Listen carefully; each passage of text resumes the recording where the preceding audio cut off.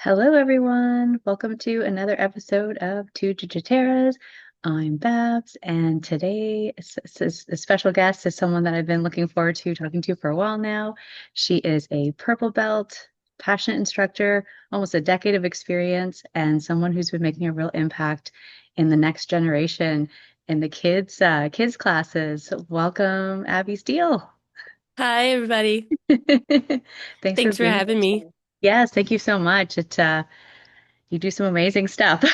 Thank you. You said almost a decade of experience. I was like, oh man, I'm starting to feel old now.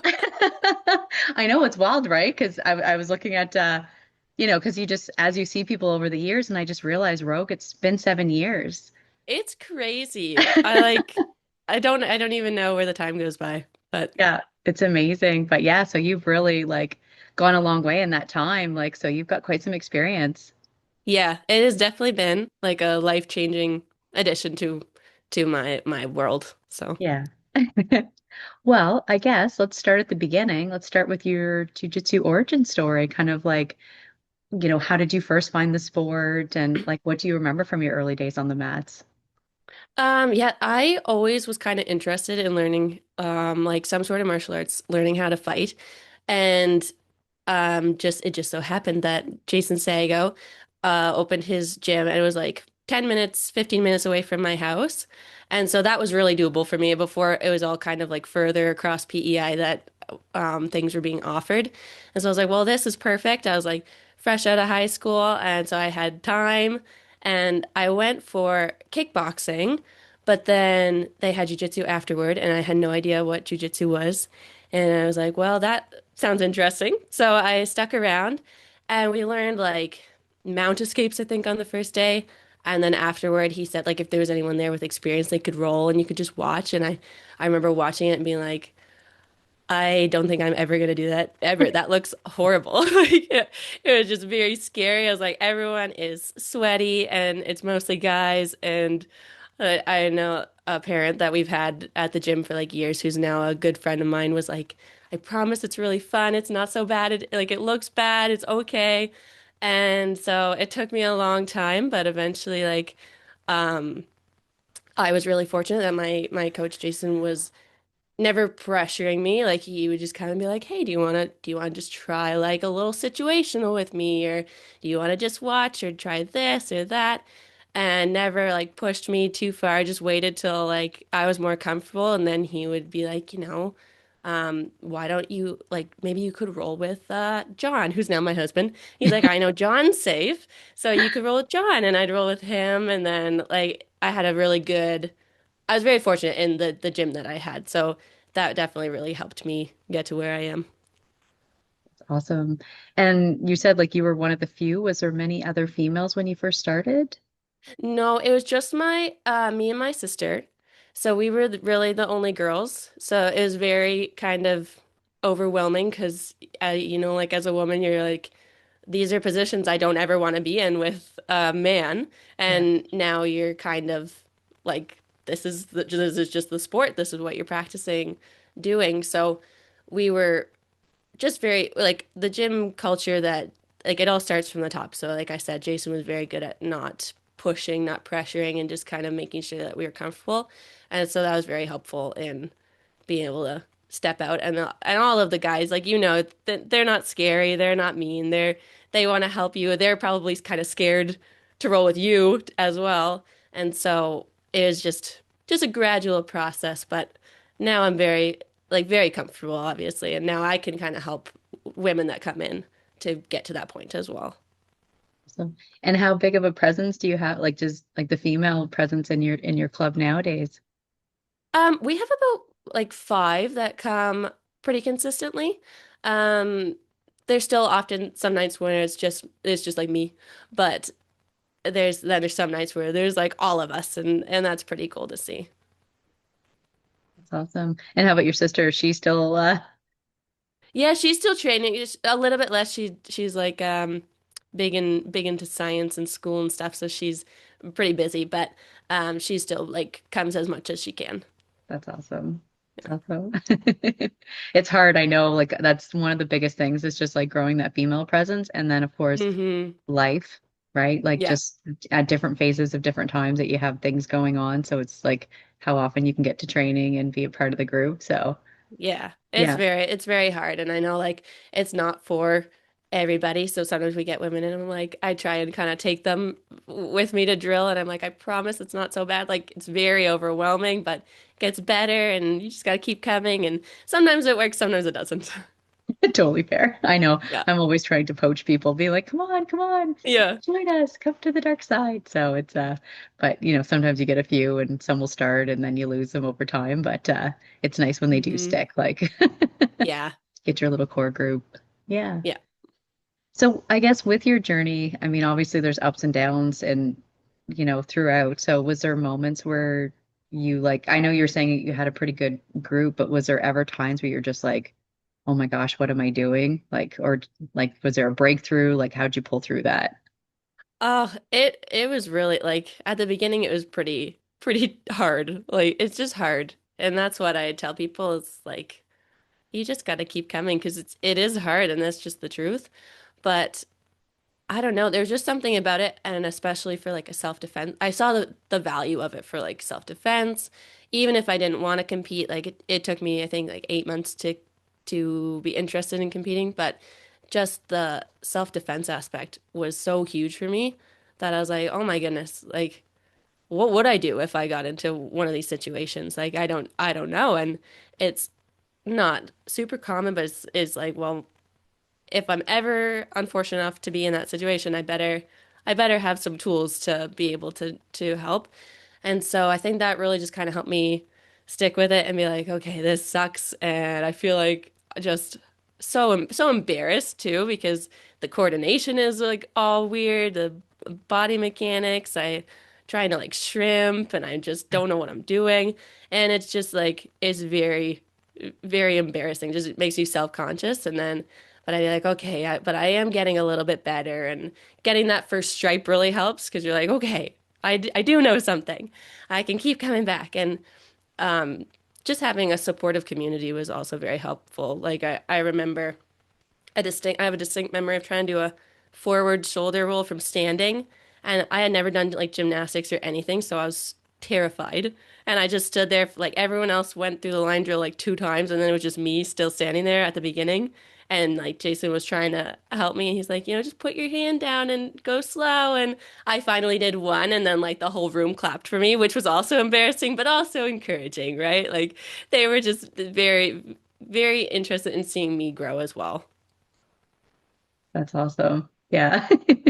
I know I've been in those situations too where I'm like, Yeah. oh God, I have no idea what I'm doing. And I'm so like uncoordinated. So they're like, just to the right, to the left. I'm like, opposite, Which direction? right. Your other left. And I'm left-handed to boot. So everything that I see, I'm always like You have to gravitating do the the opposite opposite. side. Yeah. Yeah. So when you said like you're getting your first stripe, kind of like that helped kind of solidify like, okay, I'm going in the right path. How did you Mhm. feel about when you got to the end of white belt, like you're four stripe and you're about to hit blue? Um, every time, like, same with getting my purple belt, I was just like, this is insane. And I just recently got my fourth stripe on my purple belt. And one of our younger guys who's like a blue belt, he was like, wow, like, how does it how does it feel? I was like, this is insane. Like, and it kind of like going back to um you saying like a decade of experience. I was like, wow, I feel old. Like this is crazy. And it's just kind of surreal. Like every time I get a promotion, whether it's a belt or a stripe, I'm just like, this you never really feel like you deserve it, but it's just another step and it kind of makes you reflect back on all the other steps in your journey. And it is just surreal for sure. Um, yeah, I can appreciate that. Seems to be like the biggest common theme is that imposter syndrome. Like Oh yeah. most you hear across everyone, like even my husband now, who's, he's getting close to the end of his brown belt and is just like, Yeah. excuse my language, shitting bricks. Like, oh Yeah. my gosh, like I really and you take pauses and stuff. Like we've taken pauses with kids and stuff. So it's like Hmm. getting back into like regular training and feeling like you are what your belt says basically. So Hmm. that's I know for me, like I'm at the end of the white belt and I don't want to I don't want to Exciting. move. You don't want it. You don't want it. Yeah. No. Like, I And just want to stay here. yeah, for sure. It just doesn't, you don't feel like you're ever ready. But, and that's what I tell. I have one of our women is like, I think she's four stripe white belt. And I always like teasing her. I'm like, oh, you're almost like blue belt, Amanda.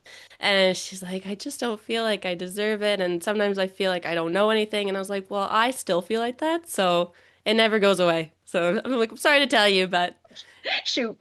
yeah, you gotta trust your coaches on that one that they know that you are where you're supposed to be. Totally fair. And actually at your club, because it's Summerside Martial Arts Academy, like, so Hmm. you guys have quite a broad range of what you offer at your club. Hmm. Yeah, we do jujitsu and then we do kickboxing. So like Monday, Wednesday, Friday are kickboxing days and then Tuesday, Thursday and Monday after the kickboxing is jujitsu days. So we do a mix and sometimes we'll throw in like some MMA classes and stuff, but we do that for the from like 5 years old all the way up to adult. You can do both. Okay, very cool. Yeah. That's awesome. And I know like you're very passionate about the kid side of things. Like I know Hmm. from like it's amazing watching your group when you come to like the tournaments and like just that like energy that you bring. Like that is amazing. Like, what sparked all that? I adore them, but I've always been very passionate about kids, so I always kind of knew, well, like grade 11, grade 12, I was like, I'm gonna go to school to be a youth worker. So I already kind of had that passion. And then shortly after I started training, Jason came up and asked if I wanted to help with the little ninjas classes. And I was like, of course, they're adorable and they're tiny little geese. I was like, this is incredible. And so I started with little ninjas and then it just kind of kept growing. Like I would start with helping with the bigger kids class and then with the kickboxing and Jason kind of shifted the responsibility of like coaching to like my husband John, but we were just friends at the time. But um, and then I was kind of like the assistant instructor, and we've just kind of kept that going through basically as long as I've been training. But we just love like it's just so special getting to be that involved in kids' lives. Like we've had kids who we've known for like half or over half of their lives now who have been with us since the beginning. And they're some of them do kickboxing and jujitsu, so they're like 6 days a week. And we just see these kids all the time and see them grow and become like they're now in their preteens, junior high, and they started like this big and they're so cute. And it's just so special to like be able to be a part of their lives and watch them grow up. Yeah, absolutely. And what have you seen like because do you know some of them like building that community you might know like outside of jujitsu like what are some things that you have seen with these kids along the way through training? I we had one kid like we just got to go to his grade 12 graduation last year. Like he invited us to go. I've been to like birthday parties and different things, and it's really a lot of the parents have become really good friends of ours. And when we were getting it, I think it really shone through when we were getting married because like just wrapped with love and our wedding shower was mostly people from our gym and like they just were so excited for us and so supportive and they they got us this John really wanted a wedding topper that was like the little clay figures and it's like a jujitsu and like I my figure is like on his back like choking him or whatever and we're like I have a belt on my or on my wedding dress and he's wearing a suit with a belt and he really wanted it but they're expensive and one of the moms reached out to me and she's like, have you thought about getting a cake topper yet? And I was like, well, I have. Like I got like a little like stick that said Mr. and Mrs. Steele or whatever. And she's like, what about this? And I was like, John would love one of those, but like that's just not in our budget. And so she got a bunch of the parents to chip in and they presented it to him after one of the classes, like all the little ninjas gave it to him. And it's just like it's so special and it's just changed our lives because our lives are so centered around that community now. And it's just incredible. Yeah. Awesome. That's really cool. And I guess like about the club culture, like what makes it, what do you think like healthy culture club, like club culture, I have slur my words here. Like, what are some things that like really made it like that club so special to you? I think it like it all starts from the head, right? So Jason's really good. He was really good at making it like a safe place. Like he had expect high expectations, so we're not getting in like these like macho guys who just want to beat everybody up. Like that's not really welcome. Like if you've got an ego and you're coming in, either you have to like lose it or you're not really gonna last very long.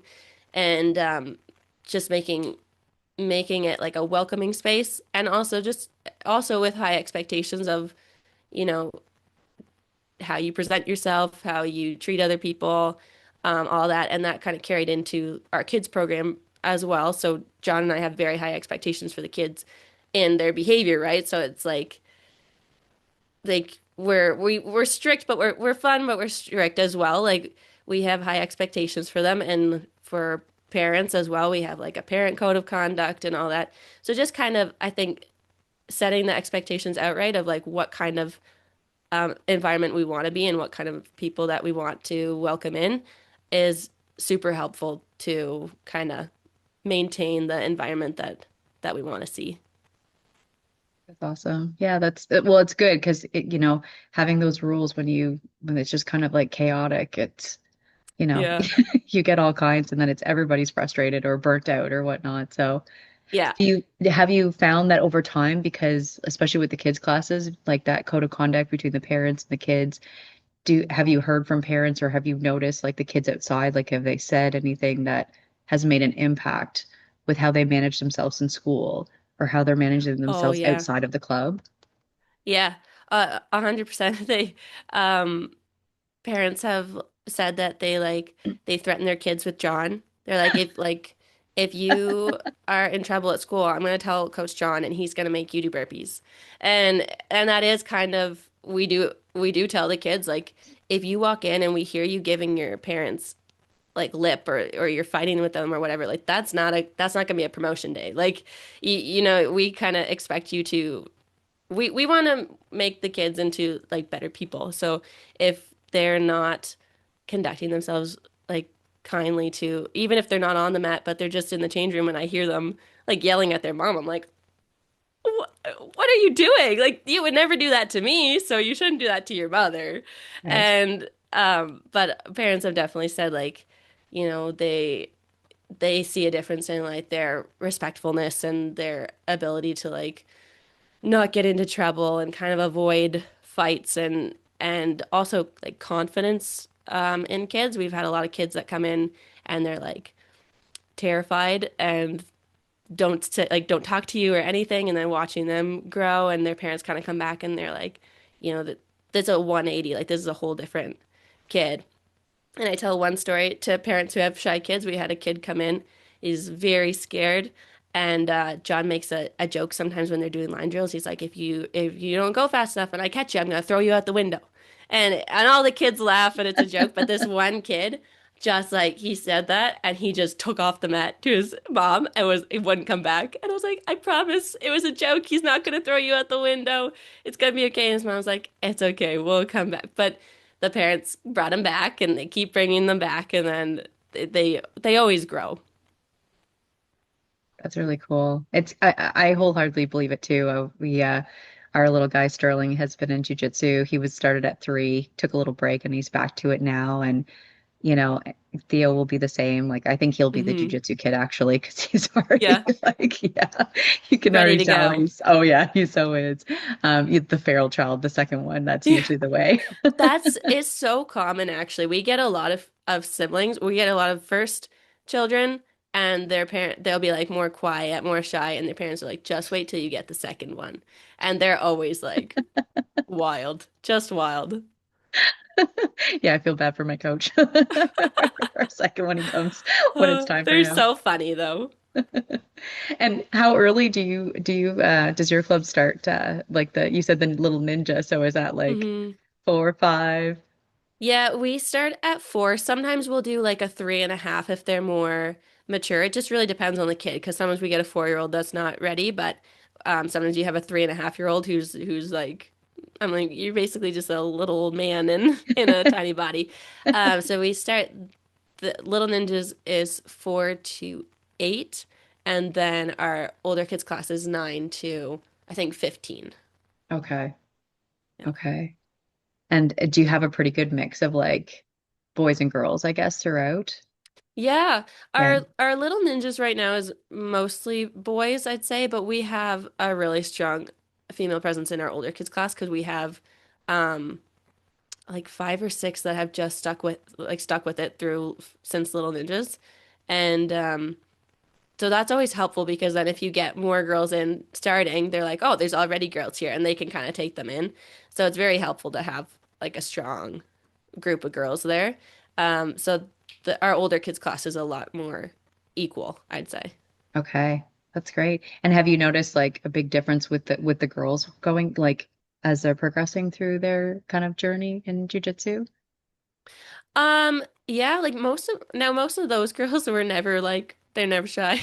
Okay. They were kind of ready to go right from the get-go. They were pretty intense. So I love them to pieces, but they definitely like just turned into really lovely preteens and it's it's pretty cool to think like I just I know that them going into junior high and high school, I know that they can take care of themselves, and that's Yes. something that's like very reassuring to me and something that like John and I take pride in is knowing that like they're gonna be okay. Especially a lot of them are friends outside of the club or they go to school together, so I'm like, well, as long as you guys are together, you're fine. Like you just group up on them and nothing's gonna happen. Take them out. Yeah. That's awesome. And I'd like to see like stats and research on that, like, thinking about the world of high school, Hmm. and, navigating that and what jujitsu adds, especially for females in that realm of like, what does that give them, Yeah. above others that don't do any kind of form of martial art. So Yeah. yeah. Well, I saw an article the other day, and it was a 13-year-old girl somewhere got attacked by like a grown man, and but she did jujitsu, and she ended up like breaking his ankle. And I was like, well, there you Oh, go. wow. Like that is like get all of your children into jujitsu. Yeah, totally fair. I was at a kid's look, my kids, one of our friends, their little guy turned 3, so we were at a birthday party and, sitting there, and of course, jujitsu comes up and I'm chatting with one of the moms and like her daughter, Hmm. and I'm just like, Christopher just laughed at me because I just went full out like selling yes, you definitely need to put your daughter in jujitsu, Yes. and here's why, here's Yeah. all the benefits, and I'm like, you too, like you should start Oh to my do goodness. I'm the same way. Anytime I'm anywhere, I'm like, you should come train. You should put your kid in jujitsu. You should do like just a couple classes. It's really good for you. But I'm a big advocate that like all women, even if they don't want to compete or do anything, they should get like a base level of jujitsu just for self-defense. Yeah, totally fair. And on that note, competition. So you said it took you about 8 months to compete, and you've done Yeah. quite a few competitions now, actually, and you've done really, Yeah. really well. What how did you get into that? Um, I don't know. I'm always been a little bit competitive. I did like soccer growing up, and it was just like I feel like I started getting kind of good at jiu-jitsu, and then once I was like that, I was like, well, maybe I could compete. Like that sounds kind of fun. And then I just tried it, and it was you guys used to do like 2 days like gi no gi, and so I signed up for Yes. both, and it was insane. I like hurt my shoulder the first day, and then went in the next day. It was like I'm just gonna try, and then I was just kind of hooked.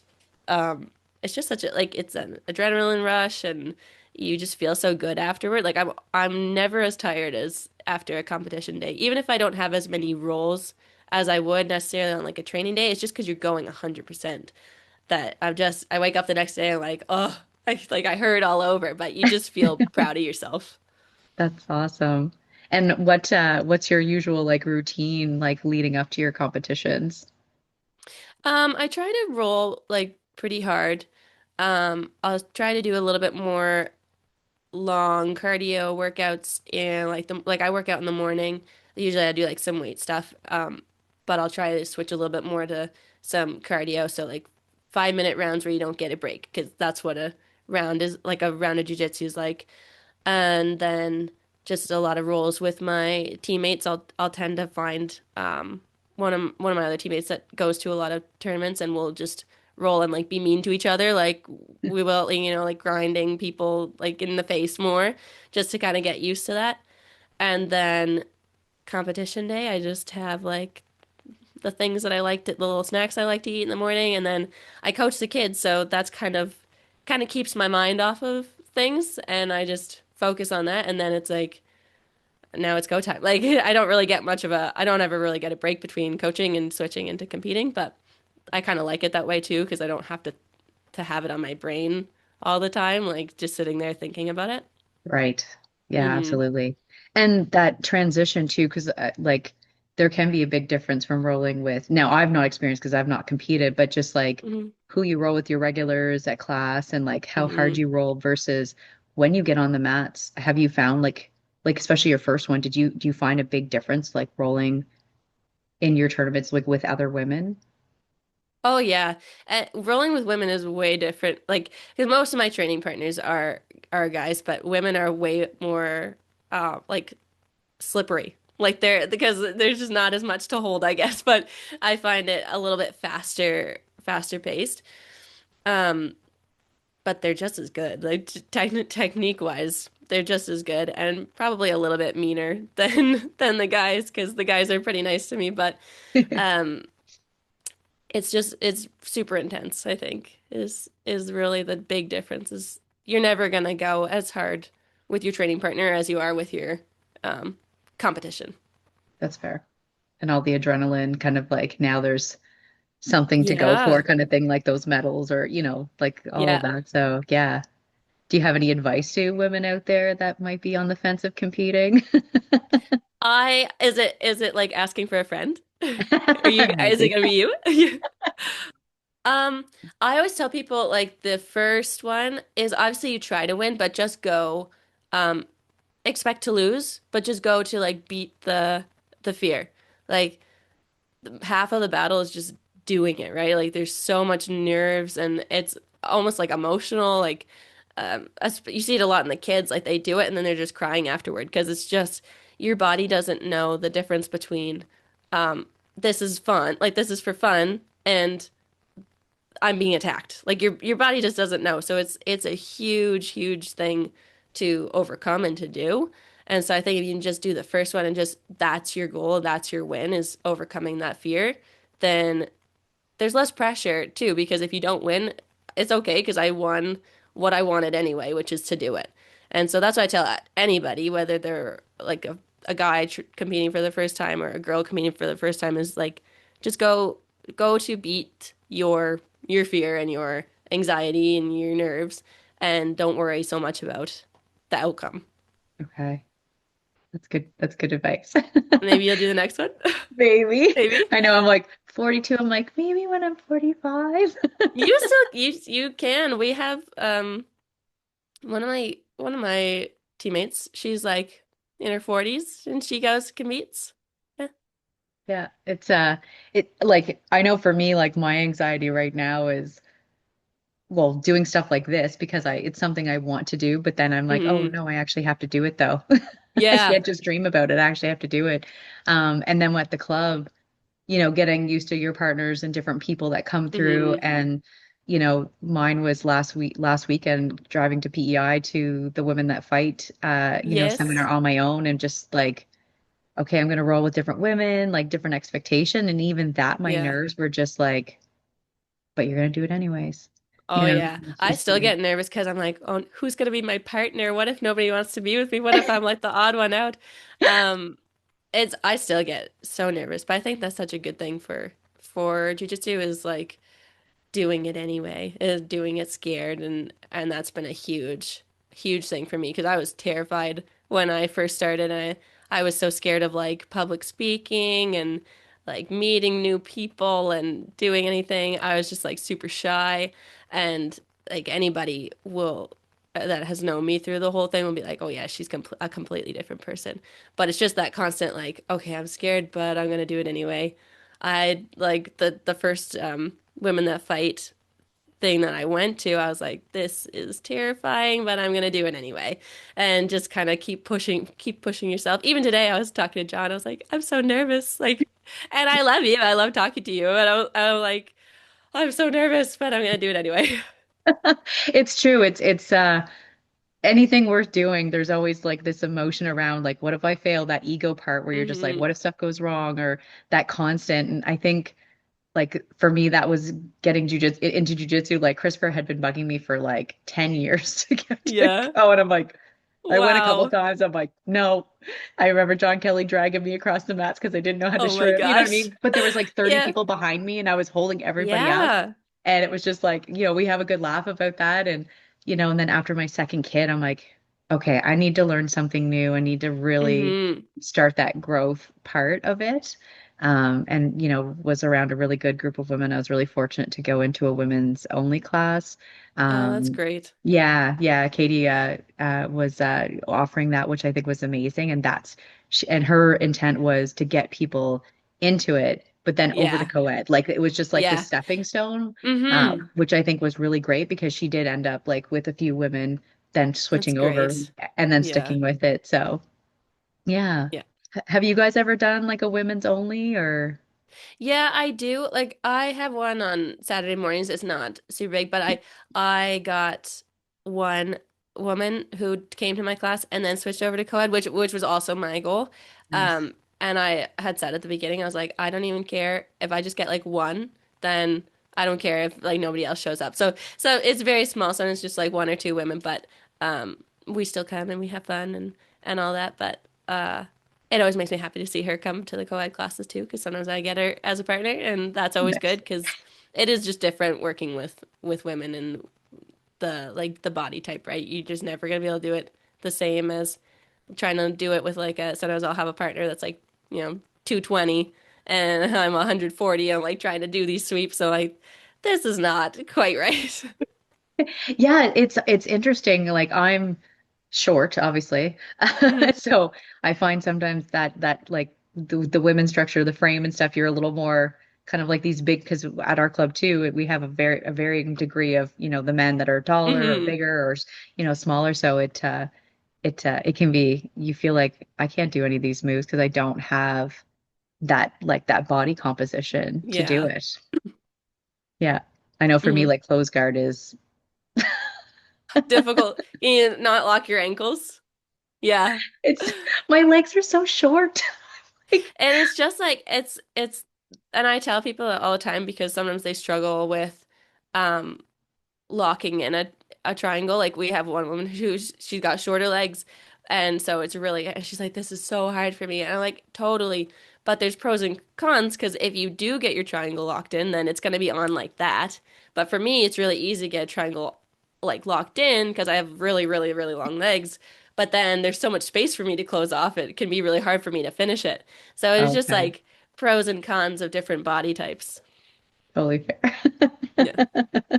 I know I think there was another gentleman, he's got shorter legs. He's like, half guard. You might be working for like different techniques and stuff. So, Hmm. Yep. so other than that, like, I guess, going back to working with the kids and, where you started just out of high school, you said, like you were just graduating when you Hmm. started. Yeah. Like, okay, how do you feel like you've grown from out of high school to now, like with jujitsu? Um, Big question. I'm just like, it is a big question, but I just like looking back at who I was as like a completely like I don't even know I don't even recognize that person, right? Like and if I was to look at myself from my 18-year-old self, like if I was to look at myself now, I don't think I would have thought I could get here. Like I really was just kind of paralyzed by anything. Like my coach Jason and then John at one point were like we're gonna take you to Toastmasters, like to just be able to speak. Like you really need to work on this. And they were really good too at pushing me and being able to like, okay, like at the beginning of the kids' classes, we have a quote that we go over every week about like confidence, perseverance, whatever, respect, all that kind of thing. And like for me to do that would have like just wrecked me. Like I would have been shaking and like I would try and do it, but like just it would take me forever to recover. Like it was so intense. And so they'd just be like, okay, well, why don't you just, do one line drill? Just say, you know, do we're gonna do monkey crawls, 3, 2, 1, go. And that for me would be like I need to think about it over and over in my head and just be like, okay, okay. I rehearse it, rehearse it, rehearse it, and then do it, and then I would like run to behind the line and just be like, "That's it. That's all I can do today. All I can do." So they were really good at pushing me and pushing me and pushing me kindly, um, and now like I teach the kids classes on Saturdays by myself, and it doesn't even faze me, right? And I'll be hosting the Women That Fight event in September. Yay! Um, don't have the details at all yet, but Sarah and I are talking about that, and I never would have done that like 7 years ago. So I really do credit all it to jiu-jitsu, like just the environment and the constant pushing yourself through like uncomfortable positions and being able to overcome that. And I wish like I went to college soon after and doing presentations in front of classes was horrible. And now I think I would have a way easier time. So I kind of wish I'd started a little bit earlier, but um it's just pretty cool to like look back and see how different I am. Yeah, you've done a lot. Like, and I never, seeing you over the 7 years at tournaments and stuff, like I never would have guessed any of that was like going on under the surface because you always held yourself very well, was very kind, and just like your group, whenever you guys came, was just like this beautiful ball of positive energy coming into Thank going you. into events. That's great. Yeah, it's Yeah. awesome, and you can tell like such a healthy club culture, and I think that's amazing Yeah. with all of your teammates and all of the other instructors that what you all hmm kind of put out there into the world, which is pretty amazing. Yeah, well, we really enforce with the kids like when they come compete. We don't care if they do well. Obviously, we want them to do well, and they often do. But um, I want them to like I want to see you shaking your opponent's hand after. I don't. If you're upset, it's okay to be upset, but I don't want to see you hitting the mat like in frustration or whatever. Shake the coach's hand, shake the ref's hand. Like we care more about how you represent us and how you treat other people than if you come home with a medal or not. Yeah. So And I it's think, good to hear that that's noticeable. yeah, no, it really is. And I think that is I think that's really honorable because it is like you don't think about kind of your actions. Like I know for me until I was a mom and then I'm like, oh, I'm responsible for this other Yeah. person and watching them grow and struggle. And I'm like, okay, where do you want where do you want to teach the lesson? So I think that's great. It doesn't matter if you win or lose, you're always proud of hmm them. It's the effort that they put in, the fact that they stepped out on the mat, the fact that they, honor and respect the referees, the coaches, like seeing the bigger picture, not just like all hmm that internal stuff that's happening.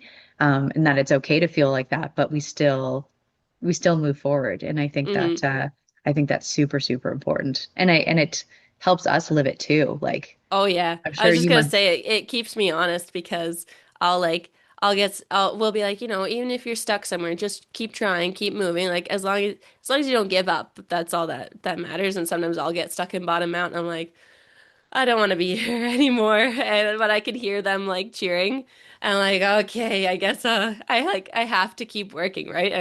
And being able to like get off and make sure that I win well, but I also lose well and don't like, you know, go sulk in a corner for an hour. Like I go off and be like, okay, that sucked, but I did it. Like it's fine and on to the next match or whatever. But it definitely having little people watching you definitely makes you think about what you're doing. Yeah, that's true. I suppose in all aspects, right? Like, and even your other, even your adult, like partners and too, in that, like, it's, hmm uh, it's amazing just to be able to embody that and just go, okay, I'm human. that did suck. That my ego is a little bit bruised right now, but Yeah. like it's okay. I survived Yeah. it, and I hear a lot of like you learn a lot more about kind of like your kind of weaknesses and stuff within like your jujitsu game, I guess. Like I hear that Hmm. quite frequently with competing, right? It really like opens up where are the holes. Yeah. It's just full of like it's so reflective of life, I think jujitsu is, and that's something anytime we're trying like our coach will be trying to like make a connection in life. He's like, it's like in jujitsu. It's like in jujitsu.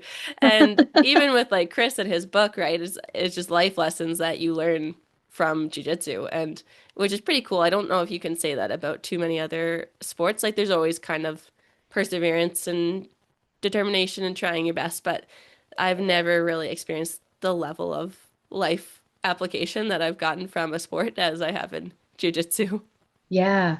I think the other thing that's cool is like the trust especially when you're searching for your the club, like the group, your community, Hmm. if you're fortunate to find a really healthy one, and then those people within it, like you're entrusting them to take care of you and to push you Hmm. along as much as you are, like they're trusting you, and it's like it was such a for me, it was a big hurdle, like the aggression in it, even though it's not aggressive, Yeah. right? Because you're not punching each other out, you're not kicking each other, but it was just that oh my gosh, you're going to go and try to survive these Hmm. classes and then be like, hey, like, let's go. And after, and you're just like, Yeah. you're happy, hugging, like all of that stuff, Yeah. and just like really care about these people, their well-being, like what they're doing in life, and then you come together and Definitely again, you're like, okay, let's see if we can like break your beat arm, each not other up break some your more. Yeah.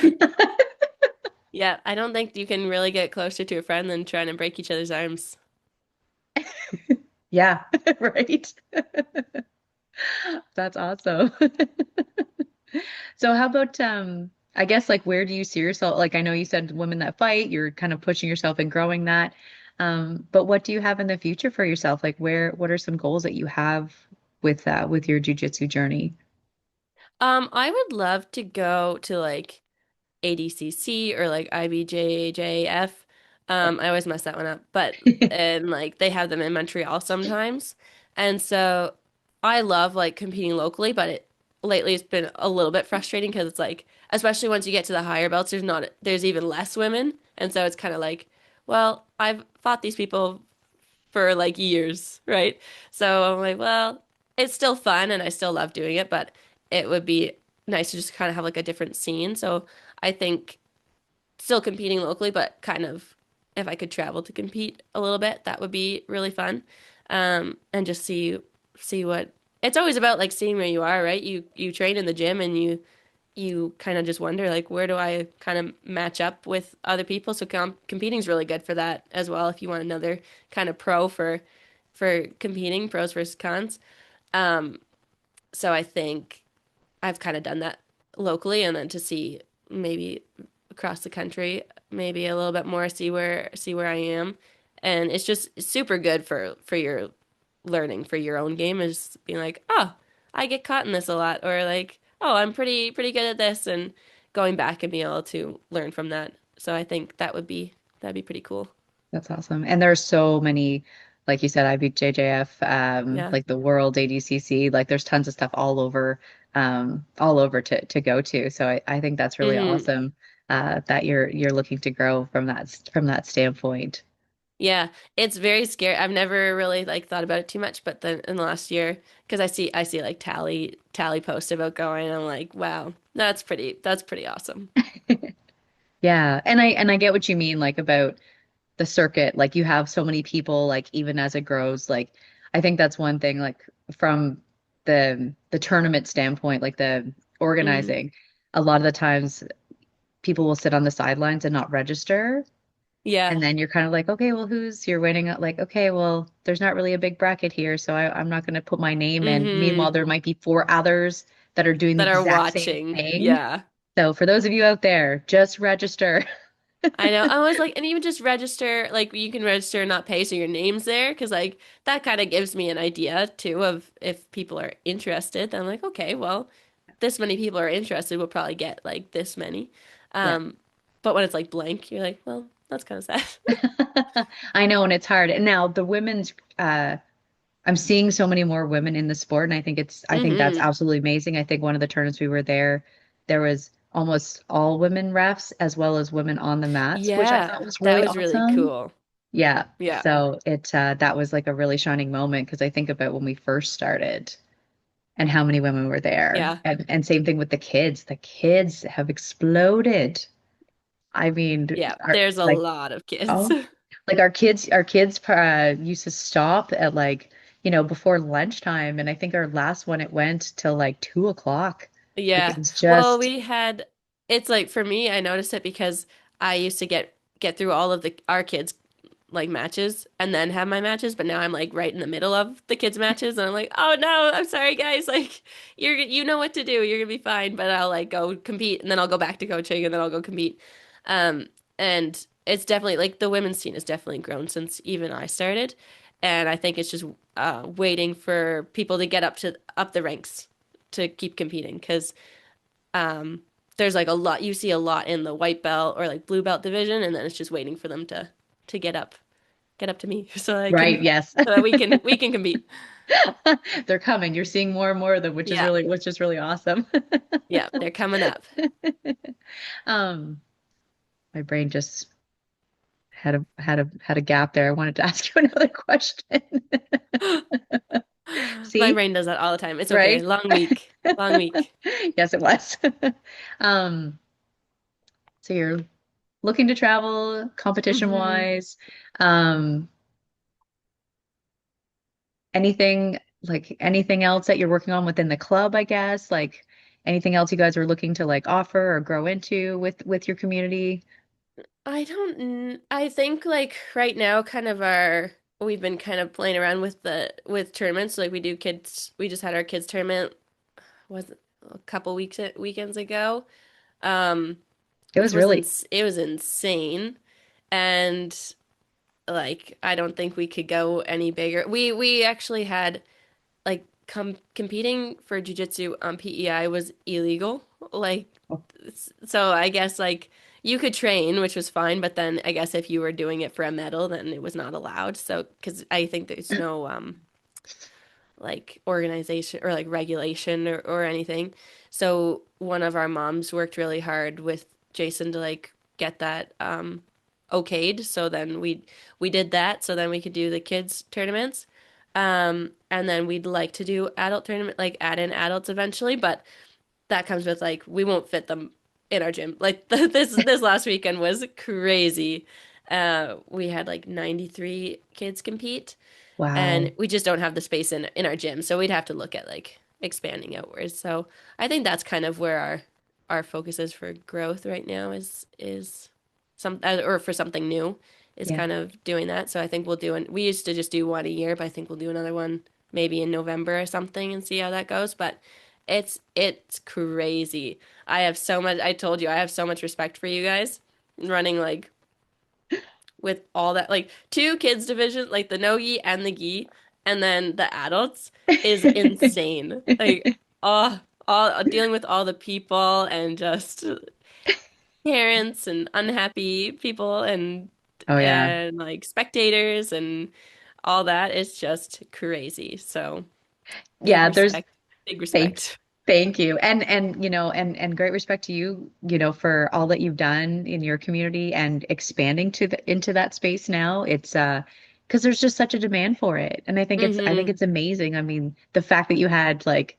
so many kids your first round and you had your place just jam packed and now Yeah. needing a bigger space for it. So it just goes to show that it is growing. Like there's just so much momentum. So I think it's really Yeah. cool that you guys are getting into that and it Well, does. It there's a takes lot of jujitsu on PEI, but I find because we have to pay to leave. So then to go to a competition, you've got the bridge on top of the gas and on top of like registration. So I think for a lot of people, it's hard to like maybe justify the cost of coming. But if it's already on PEI, then it makes it a lot easier. So I think that's probably why, because we do have a lot of kids jujitsu on PEI. I think most of the kids there were from different gyms across the island. And so I think it's just an affordability thing, really. But it is a big demand yeah. for accessibility, I guess.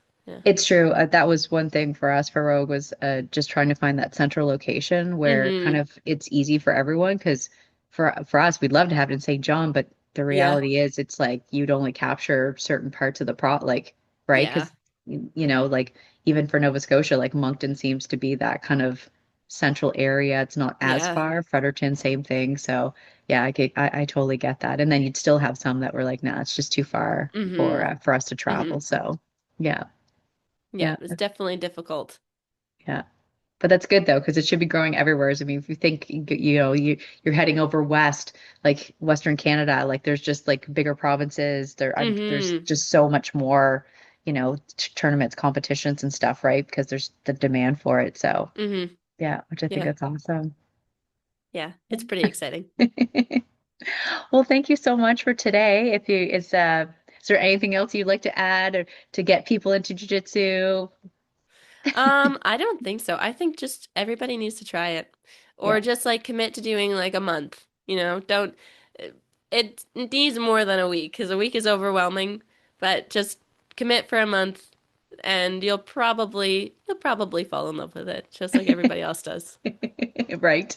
I know, just trying to Just get as just many do it. people. Just do it. Just do it.